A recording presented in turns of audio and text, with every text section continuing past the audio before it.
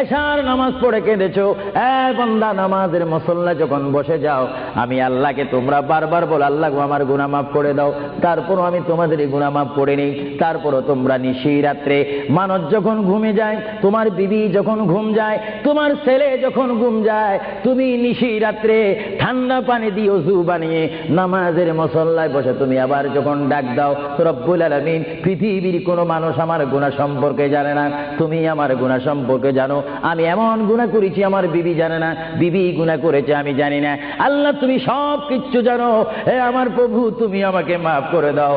আমার আল্লাহ বলে, তারপরও যদি তোমাদেরকে আমি মাফ না করি, তারপরও বান্দা তোমরা আমার রহমতের দরজা থেকে ফিরে যাইও না।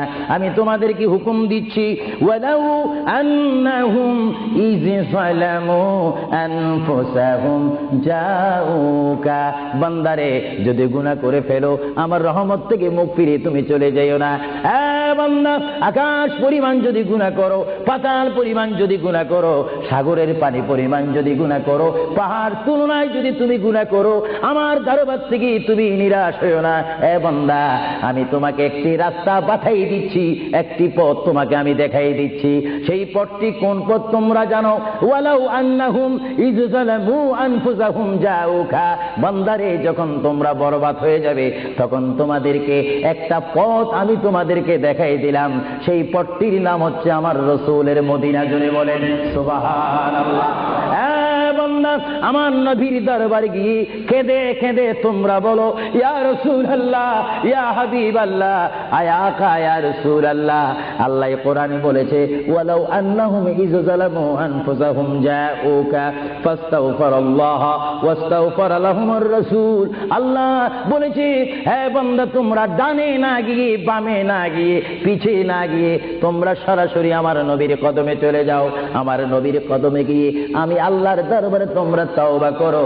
তওবা করতে করতে তোমাদের চোখের পানি যখন বাইর হয়ে যাবে, আর ওই মুহূর্তে যদি আমার বন্ধু যদি তোমাদের জন্য আমার দরবারে সুপারিশ করে, আমি আল্লাহ তোমাদেরকে ওয়াদা দিয়ে দিলাম, গ্যারান্টি দিয়ে দিলাম, আমার রাসূল যদি তোমাদের জন্য আমার দরবারে সুপারিশ করে, সঙ্গে সঙ্গে বান্দা তোমার অতীতের জীবনের কবিরা সগীরা গুনাহ মাফ করে দিব। জোরে বলেন সুবহানাল্লাহ, আরো জোরে বলেন।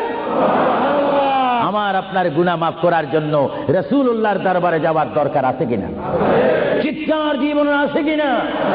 এটা কোরআনের অপব্যাখ্যা নয়, কোরআন শরীফের আয়াত। ওয়ালাউ আন্নাহুম ইয যালামু আনফুসাহুম জাউকা, যারা তাফসীর পড়েছেন, তাফসীর জালালাইন পড়েছেন, টাইটেল পড়েছেন, বুখারী পড়েছেন, মুসলিম পড়েছেন, ইবনে মাজাহ পড়েছেন, সিয়াসিত্তা পড়েছেন, হাদিস পড়েছেন, ইজমা পড়েছেন, কিয়াস মেনেছেন, উসুল মেনেছেন, বালাগাত মেনেছেন, মুনতিক মেনেছেন, শরীয়ত বুঝেছেন, তরিকত বুঝেছেন, হাকিকত বুঝেছেন, ইলমে লুদুনি পেয়েছেন, ইলমে তাসাউফ মেনেছেন, তারা অবশ্যই স্বীকার করবে মানুষের একমাত্র মুক্তির স্থান, পরিত্রাণের স্থান, আসলের স্থান, নাজাতের স্থান, আল্লাহ পাওয়ার স্থান মুহাম্মদুর রাসূলুল্লাহ কদম মুবারক। চিৎকার দিয়ে বলেন সুবহানাল্লাহ।